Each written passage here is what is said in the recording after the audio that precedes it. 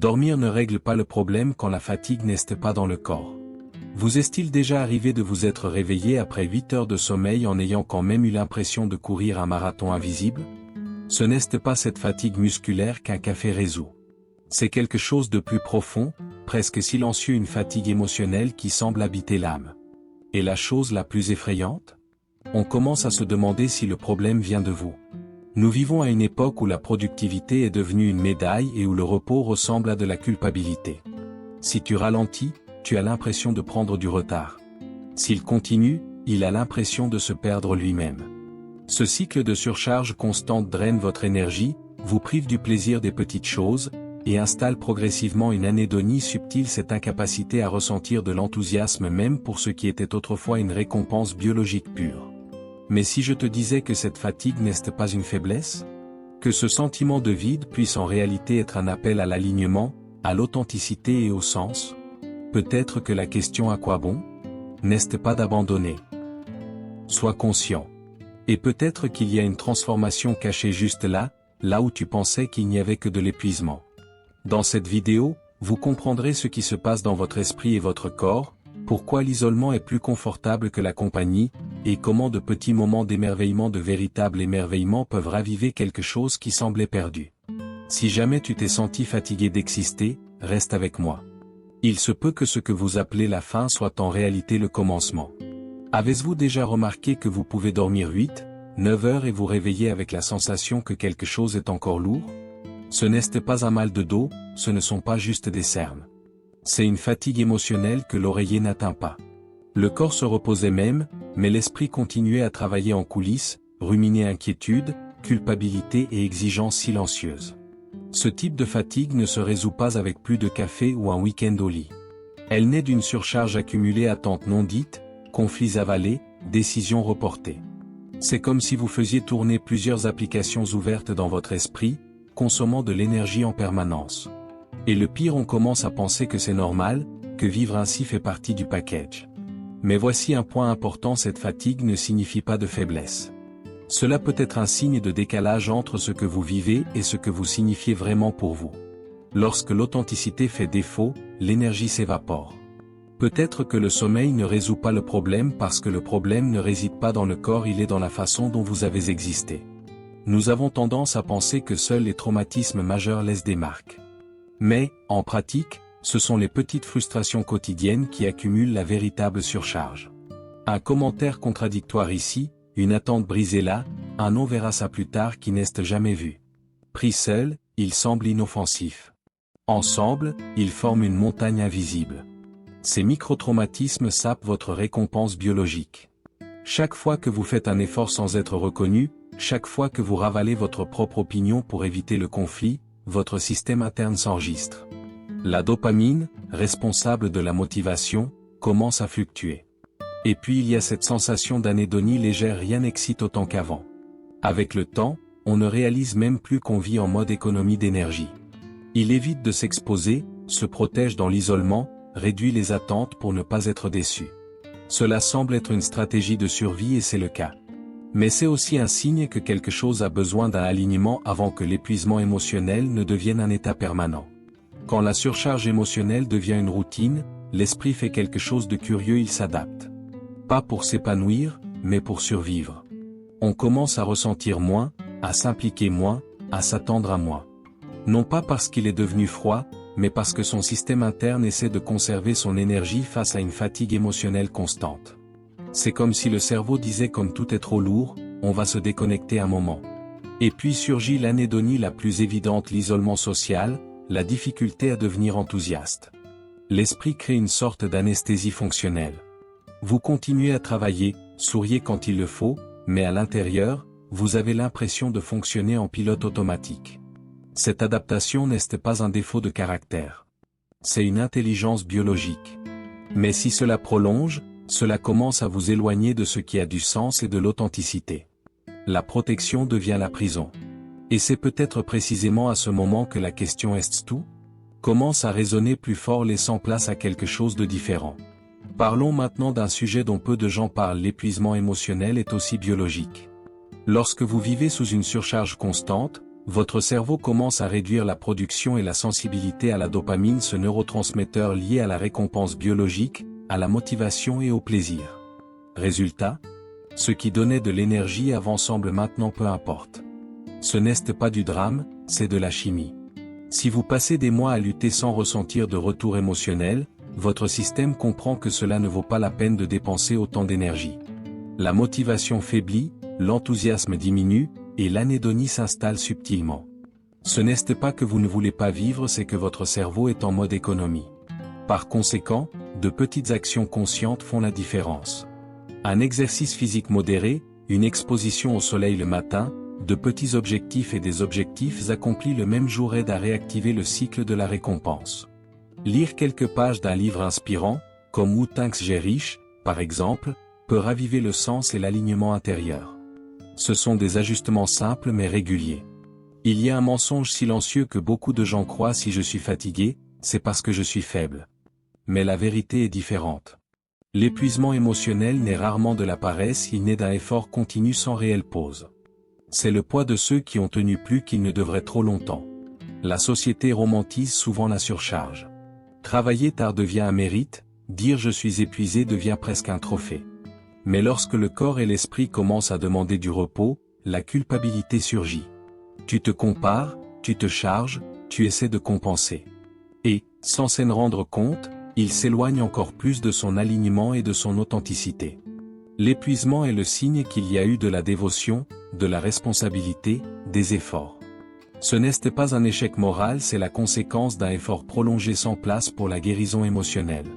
Au lieu de vous juger, la question la plus honnête est peut-être: qu'est-ce que j'ai porté sur moi depuis trop longtemps? Parce que reconnaître cela est déjà le début d'une transformation. Soyons honnêtes, la société moderne ne sait pas comment gérer le repos. Si vous dites que vous êtes fatigué, quelqu'un répond: tout le monde l'est. Si tu prends le temps de respirer, la culpabilité arrive en murmurant que tu pourrais être plus productif. La surcharge est devenue la norme, et l'épuisement émotionnel est presque un effet secondaire collectif. Les réseaux sociaux montrent des gens se réveiller à 5 heures du matin, s'entraîner, travailler, s'engager, sourire. On dirait que tout le monde est toujours en haute performance. Mais personne ne publie le vide, l'anédonie, l'isolement silencieux après l'extinction de la caméra. Cette comparaison constante érode votre sens et vous décolère. Le repos n'est pas un luxe, c'est une stratégie biologique. Sans pause, il n'y a pas de récompense biologique durable, pas de créativité, pas de transformation. Peut-être que l'acte le plus rebelle aujourd'hui est de ralentir avec la conscience de choisir l'authenticité plutôt que la performance.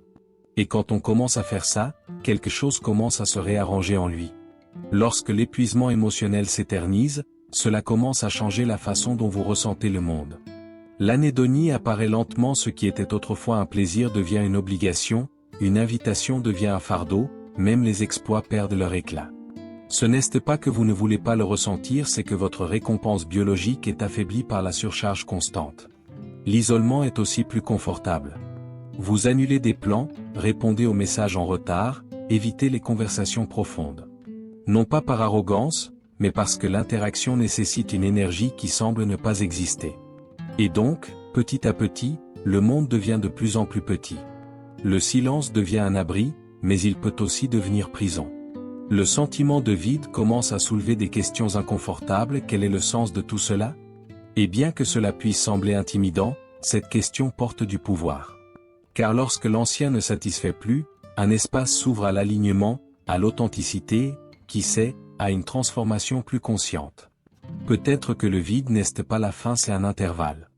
Il arrive un moment où, au milieu de l'épuisement émotionnel, une question presque interdite se pose: quel est le but de tout cela? Beaucoup de gens interprètent cela comme une faiblesse ou du pessimisme. Mais en réalité, cela peut être un éveil. Quand la vie automatique ne satisfait plus, la conscience commence à se faire sentir. Cette question survient généralement après de longues périodes de surcharge, lorsque la récompense biologique ne répond plus comme avant et que l'anédonie s'installe. Ce qui semblait autrefois suffisant n'a plus de sens. Et cela fait mal car cela démonte les certitudes. Mais cela laisse aussi place à quelque chose de plus authentique. Au lieu de fuir la question, essayez de l'écrire dans un carnet. Réservez 10 minutes par jour pour réfléchir à qu'est-ce qui compte vraiment pour moi. Des livres comme L'homme à la recherche du sens de Viktor Frankl aident beaucoup dans ce processus. La recherche de sens n'est pas un signe d'abandon, elle peut être le début d'une transformation profonde. Lorsque vous commencez à vous interroger sur le sens même de la vie, une autre découverte puissante émerge, peut-être que la fatigue n'est pas seulement trop de tâches, mais aussi un manque d'alignement. Faire ce qui ne correspond pas à vos valeurs épuise l'énergie. C'est comme ramer à contre-courant chaque jour. À un moment donné, l'épuisement émotionnel fait son effet. L'authenticité ne consiste pas à tout abandonner et à aller vivre dans une cabane en pleine forêt, sauf si cela a vraiment du sens pour vous. Il s'agit de petits ajustements quotidiens. Dire non quand quelque chose nuit à tes limites. Choisissez des projets qui ont du sens. Réduisez les relations qui ne font qu'augmenter la surcharge et renforcer l'isolement. Un exercice simple: notez vos 5 valeurs non négociables, par exemple, la liberté, la croissance, la famille, la contribution, la créativité. Ensuite, évaluez votre routine actuelle. Est-ce qu'elle lui parle ou est-elle complètement désalignée? Ce type de clarté réduit la culpabilité, restaure la récompense biologique et initie une transformation qui renvoie l'énergie de l'intérieur vers l'extérieur. Il y a une énorme différence entre arrêter le corps et vraiment se reposer. Beaucoup de gens prennent des vacances et continuent à travailler mentalement, à ruminer sur les problèmes, à anticiper des scénarios. Le repos émotionnel commence lorsque vous laissez l'esprit ralentir sans culpabilité, sans la pression constante de tout produire ou de tout résoudre. Écouter l'épuisement émotionnel est un acte de maturité.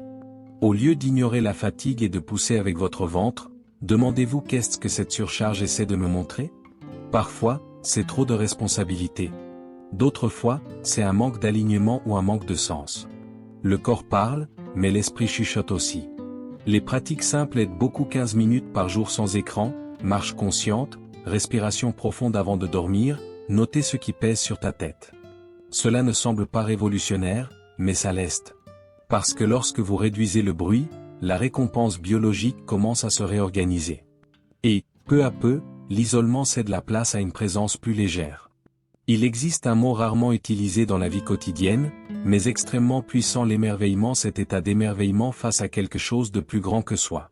Cela peut être un coucher de soleil, une chanson glaçante, le ciel étoilé lors d'une nuit silencieuse. Ces moments semblent simples, mais ils ont un impact direct sur notre récompense biologique. Quand on vit en surcharge constante, le cerveau passe en mode utilitaire: tout doit servir quelque chose. Et l'émerveillement brise ce schéma. Cela suspend la logique productive et ravive le sens du sens. Des études montrent que les expériences d'émerveillement réduisent la perception du stress et soulagent l'épuisement émotionnel. Et vous n'avez pas à attendre un voyage international. Commencez petit: marcher sans écouteurs pendant 20 minutes et remarquez des détails que vous ignoriez normalement. Regardez un documentaire sur l'univers, comme Cosmos. Écoutez une symphonie avec pleine conscience. Ces micro-moments combattent l'anédonie, diminuent l'isolement interne et créent des espaces pour une transformation silencieuse. Peut-être que le point le plus important est celui-ci: l'épuisement émotionnel n'a pas à être l'ennemi. Cela peut être une boussole. Quand on apprend à regarder la fatigue sans culpabilité, on commence à réaliser qu'elle indique quelque chose de mal aligné. Ce n'est pas de la faiblesse, c'est un signe que votre âme demande de l'authenticité. L'acceptation ne signifie pas se conformer à la surcharge. Cela signifie reconnaître: oui, je suis fatigué. Et ça a du sens. Cette reconnaissance réduit déjà la tension intérieure. À partir de là, vous pouvez ajuster les itinéraires, redéfinir les priorités, reconstruire le sens. L'isolement commence à céder la place à des liens plus vrais. La récompense biologique réagit à nouveau lorsque vos actions expriment vos valeurs. La transformation ne se fait pas du jour au lendemain. Cela se fait par de petits choix constants: dire la vérité avec gentillesse, respecter ses limites, chercher des moments d'admiration, se reposer sans culpabilité. La fatigue n'est plus une phrase et devient un signe. Et peut-être découvrirez-vous que vous n'étiez pas fatigué d'exister, vous en aviez assez d'exister de la mauvaise manière. Maintenant, laissez-moi vous poser une question sincère: et si cette fatigue émotionnelle que vous ressentez n'est pas la fin du chemin, mais le début d'un tournant? Et si l'anédonie, l'isolement et un sentiment de vide étaient des signes que votre vie exige plus d'alignement, plus d'authenticité, plus de sens, pas plus de surcharge? Allez-vous continuer à ignorer la fatigue et à appeler cela force?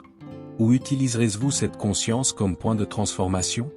Les petites décisions prises aujourd'hui: respecter ses limites, chercher des moments d'émerveillement, réduire la culpabilité, ajuster votre routine peuvent raviver votre récompense biologique et ramener l'énergie à ce qui compte vraiment. Je vous laisse donc avec ceci. Qu'est-ce qui est mal aligné dans votre vie en ce moment? Que pouvez-vous changer cette semaine pour sortir du pilote automatique? Tu n'as pas besoin de tout révolutionner. Commence petit, mais commence. Si ce contenu vous a semblé pertinent, abonnez-vous à la chaîne et activez les notifications. Ici, nous ne parlons pas seulement de survivre, nous parlons de vivre avec conscience et but.